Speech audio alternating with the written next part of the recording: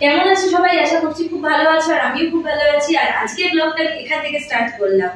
তো ইনসাইডার থেকে আমি রূপশ্রী চলে আসলাম তোমাদের জন্য একটা সুন্দর একটা ভালো রেসিপির ব্লগ নিয়ে। তো তোমরা অনেকদিন ধরেই আমাকে বলো যে কোনো রেসিপি ব্লগ অনেকদিন হয়েছে দেওয়া হয়নি দিচ্ছ না, কারণ একটা ভালো রেসিপি শেয়ার করো আমাদের সাথে। যেমন আগে আমি মাঝে মধ্যেই তোমাদের সাথে যা রান্না করতাম, যা ভালো ভালো রেসিপি করলেই তোমাদের সাথে শেয়ার করতাম। তো অনেকদিন হয়ে গেছে কোনো রেসিপি শেয়ার করা হয়নি, আমিও ভাবলাম তো কেননা চলো করেই ফেলি একটা ভালো রেসিপি শেয়ার তোমাদের সাথে, যেটা আমি খেতে খুব ভালোবাসি। আমার শুধু আমি ভালোবাসি না, আমার মেয়েও খেতে ভীষণ ভালোবাসে। যে রেসিপিটা আজকে তোমাদের সাথে আমি শেয়ার করবো, রেসিপিটার নাম হলো ডিম পোলাও। আমরা পোলাও না অনেক রকম ভাবে খেয়ে থাকি, মিষ্টি পোলাও, তো মিষ্টি পোলাওটা বেশি খাই আর কি, বাসন্তী পোলাও যেটা হয় আলাদা। তো এই পোলাওটা চট করে আমাদের খাই না বা জানি না, অনেকেই জানি না, যেমন আমিও জানতাম না এটা। তো আমি এটা জানতে পেরেছি আমার একটা দিদির কাছ থেকে। ভীষণ খেয়ে যখন আমি বাড়িতে বানালাম, বানানোর পর দেখলাম সত্যি ভীষণ টেস্টি।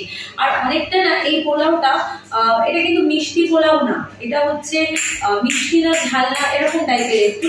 আর টেস্টটা অনেকটা বিরিয়ানির গন্ধ বা বিরিয়ানির ফ্লেভারও এর মধ্যে অ্যাড থাকে। তো সবকিছু মিলিয়ে মিশিয়ে দারুণ একটা রেসিপি হয়, যেটাই তোমাদের সাথে শেয়ার করবো। আর এটা করতে না বেশি টাইমও লাগে না, চটজলদি হয়ে যায়। তো চলো আমি গিয়ে তোমাদের সাথে শেয়ার করি।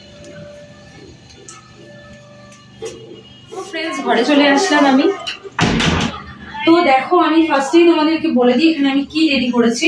ফার্স্ট তো আমি এখানে দেখো 6খানা ডিম নিয়েছি, ডিমটা সেদ্ধ করে রেখেছি। এটা হচ্ছে চালটা আমি ভালো করে, এটা হচ্ছে ইন্ডিয়া গেট বাসমতি রাইস যেটা বলে, এটা বিরিয়ানি করি যেটা দিয়ে, সেটা দিয়ে আমি বানাচ্ছি। তোমরা এমনি নর্মাল গোবিন্দভোগ চাল দিয়েও করা যায়, বাট আমি এই চালটা দিয়ে বেশি খেতে পছন্দ করি। তো এই চালটা ভালো করে ধুয়েছি। এর মধ্যে কি কি নিয়েছি তোমাদের বলে দিই। এর মধ্যে দিয়েছি আমি স্বাদ মতো নুন, সল্ট, তারপরে গরম মশলা, ঘি। আর তোমরা যারা ঝাল খুব খেতে পছন্দ করো গোলমরিচের গুঁড়ো দিতে পারো, বাট আমি একটু দিয়েছি যেহেতু ঝাল আমরা খুব কম খাই তাই জন্য। তো ব্ল্যাক পেপার, সল্ট আর গরম মশলা যেটা বলি সেটা, এই 3টে জিনিস দিয়ে, আর ঘি অবশ্যই লাগবে। ঘি এগুলো দিয়ে আমি এটা পুরো মিক্স করে রেখে দিয়েছি কিছুক্ষণের জন্য। তো ফ্রেন্ডস, এটা আমি কিছুক্ষণ রেখে দিয়েছিলাম, আরো কিছুক্ষণ রেখে দেবো, তাই জন্য এটা সাইডে আমি ঢাকা দিয়ে রাখলাম। আর এখানে দেখো আমি কিছু পেঁয়াজ চপ করে নিয়েছি, খুব বেশি ঝিরিঝিরি করিনি, এটা আমি দুভাগে করব। এই কিছুটা পেঁয়াজ দিয়ে আমি করব বেরেস্তা, আর কিছুটা পেঁয়াজ আমার লাগবে, আমি যখন করব তোমাদের বলবো, তোমরা দেখতেই পাবে।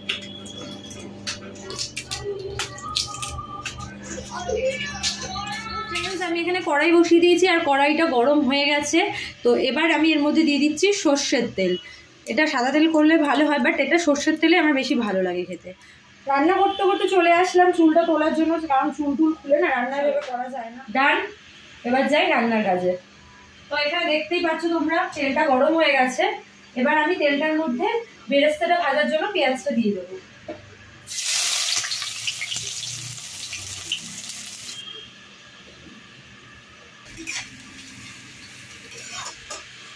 লাল লাল করে বেরেস্তাটা ভাজতে হবে, খুব বেশি লাল করবো না, পুড়ে গেলে কারণ তিত করে লাগে, তাই জন্য হালকা করে করবো। তো ফ্রেন্ডস দেখো, এখানে আমি পেঁয়াজ বেরেস্তাটা এই যে তুলে রেখেছি, তেল থেকে তুলে এই যে এরকম কালার করেছি, এর থেকে বেশি ডিপ করিনি, তাহলে পুড়ে যাবে। আর তো এখানে আবার আমি কিছুটা পেঁয়াজ দিয়ে দেবো। এই পেঁয়াজটা না খুব একটা বেশি ডার্ক করবো না, এটা হালকা একটু গোল্ডেন হলেই তো এর মধ্যে আমি ডিমগুলো দিয়ে ভাজা স্টার্ট করে দেবো। তো ফ্রেন্ডস, এই ডিমগুলো না আমি ভাজার আগে ভাজবো বলতে, আমরা নর্মাল যেভাবে ডিম ভাজি সেভাবে ভাজবো না, কিভাবে ভাজছি তোমাদের সেটা দেখাবো। তার আগে বলে দিই, এই পেঁয়াজটা একটু এক্সট্রা হয়েছে, আমি এটা দিলাম না, এটা রেখে দেবো, আমি পরে অন্য কোনো রান্নায় কাজে লাগিয়ে দেবো। তো চলো আগে ডিমগুলো কেটে নিই, চারধারটা একটু কেটে নেবো। আর তার সাথে দিকে পেঁয়াজটা যে ভাজা ভাজা করতে দিয়েছি, হালকা একটুখানি হলেই তারপরে ডিমটা দিয়ে দেবো। তো ফ্রেন্ডস, এই যে ডিমগুলো দেখো, আমি পেঁয়াজটা এইভাবে সাইড করে নিয়েছি, মাঝখানে তেলটা রয়েছে। তো পেঁয়াজের সাথে আমি ডিমটা হালকা করে ভাজবো, এর মধ্যে কিন্তু আমি কোনো নুন হলুদ বা কিছু দিইনি। তো আমি নর্মালি দিয়ে দিচ্ছি, নর্মালি ভাজবো। এটা একটু হালকা ব্রাউনিশ হলেই আমি নামিয়ে নেবো, ডিমগুলো তুলে নেবো। তো দেখো ডিমগুলো দিয়ে দিলাম, ডিমগুলো এবার এর মধ্যে হালকা হালকা করে ভাজাটা হবে। পেঁয়াজের সাথে ডিমটা ভাজলে কি হবে, খুব সুন্দর একটা স্মেল বেরোয়। তো ডিমটা ভাজা হোক হালকা করে, ততক্ষণ তোমাদের সাথে আমি কিছু শেয়ার করে নিই। সেটা হলো আমি নিউ ফেসবুক পেজ ওপেন করে দিয়েছি, অনেকদিন হয়েছে ওপেন করেছি, আর প্রত্যেকটা ব্লগে তোমাদের বলে যাচ্ছি প্লিজ তোমরা ফলো করে নাও। এই কারণেই বলছি, তার কারণটা হলো আমি ওটাই আমার মেন ফেসবুক পেজ, ওখানেই আমার ব্লগ ভিডিও তোমরা সব কিছু দেখতে পারবে, লাইভ ওখান থেকে হবো, রিলস ওখানে করবো, সবটাই ওখানেই হবে। বেঙ্গলি ব্লগের উপস্থিত তো করবোই, রিলস আমি আপলোড যেমন করি তেমনই করবো, বাট আমার মেন ফেসবুক পেজ সেটা নিউ পেজটাই হবে, যেটা লিঙ্ক এখানে দেওয়া আছে, তোমরা প্লিজ একটু ফলো করে নাও। যারা নিউ ফেসবুক পেজের লিঙ্ক, টেলিগ্রামের লিঙ্ক আর আমার ইনস্টার লিঙ্ক, সব লিঙ্ক আমার ইনসাইড হার্ট যে চ্যানেল আছে সেই চ্যানেলেই তোমরা পেয়ে যাবে, তোমরা ওখানে যাও, গিয়ে ফলো করো। যারা করেছো তো অনেক থ্যাংক ইউ, ভিডিওগুলো তোমরা দেখতে পাচ্ছ ওখান থেকে, আমি জানি আমাকে মেসেজও করছো, যারা করোনি আমার রিকোয়েস্ট তারা করে নাও। আর দেখো এখানে ডিমটা একটু নাড়িয়ে দিই, তো এখানে ডিমটা ভাজা ভাজা হোক, ডিমটা তুলে নিয়ে তারপর আমি পেঁয়াজটার মধ্যে একটু জিঞ্জার গার্লিক পেস্ট আর সামান্য একটু লবণ বা মিষ্টি যদি লাগে তো সেটা দিতে হবে, কারণ আমার চালে কিন্তু সল্ট দেওয়া আছে, আর এটা বেশি মিষ্টি হয় না, স্বাদ মতো মানে স্বাদটাকে ব্যালেন্স করার জন্য অল্প একটু মিষ্টি দিতে হবে। তো ফ্রেন্ডস দেখো আমি ডিমটা আমার হালকা করে ভাজা হয়ে গেছে পেঁয়াজটার সাথেই, তো আমি এই ডিমগুলো তুলে নিচ্ছি।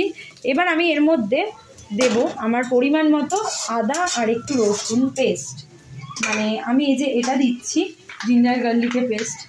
তো চলো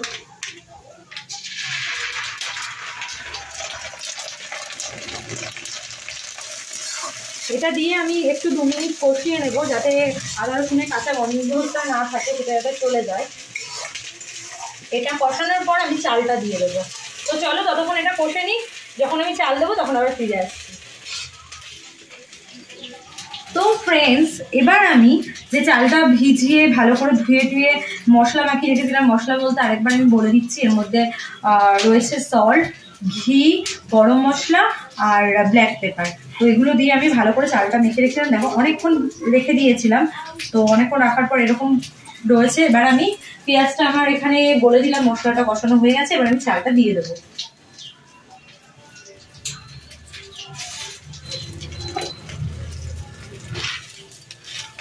চালটা দেওয়ার পর মশলাটার সাথে পেঁয়াজটার সাথে ভালো করে চালটাকে আমি এখন ভেজে নেব, মিশিয়ে ভেজে নেব।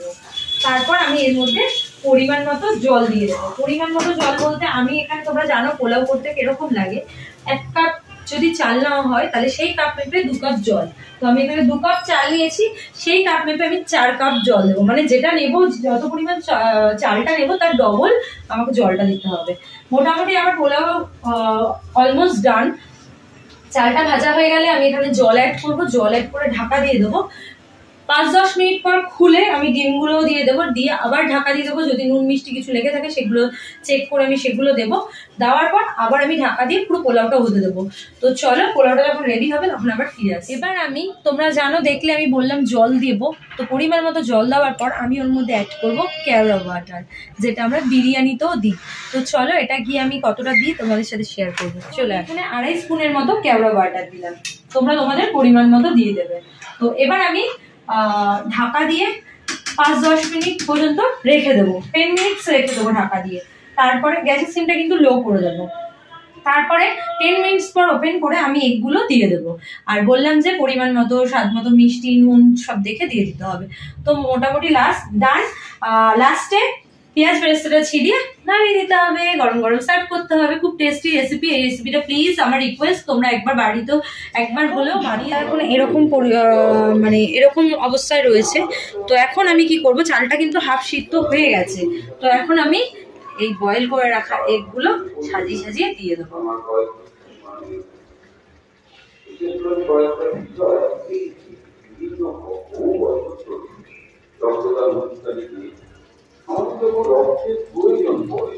তো এটা এরকম থাক, আবার আমি এটা 10 মিনিটসের মতো ঢাকা দিয়ে রাখবো। তারপরে এর মধ্যে আমি মিষ্টি আর নুন যেটা লাগবে সেটা অ্যাড করবো।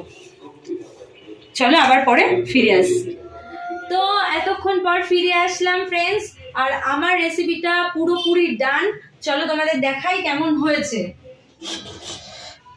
দেখো কত সুন্দর লাগছে দেখতে। আমি পেঁয়াজ বেরেস্তাটা ওপর দিয়ে ছড়িয়ে দিয়েছি, আর ভাতটাও পুরোপুরি, রাইসটা পুরোপুরি হয়ে গেছে সেদ্ধ, আর স্মেলটাও খুব সুন্দর এসছে। পুরো ডিমগুলো তো সেদ্ধই আছে, ডিমগুলোও খুব সুন্দর লাগছে। আর আমি একটুখানি টেস্ট করে দেখলাম নুন মিষ্টিটা ঠিক আছে কিনা, সবকিছু পারফেক্ট আছে, কিচ্ছু দিতে লাগবে না। তো এইভাবেই আমি এই রেসিপিটা বানাই। তো তোমরা আমাকে ইনস্টাতে মেসেজ করে বললো তোমাদের কেমন লাগলো, আর প্লিজ একবার হলেও এই রেসিপিটা বাড়িতে ট্রাই করে দেখো।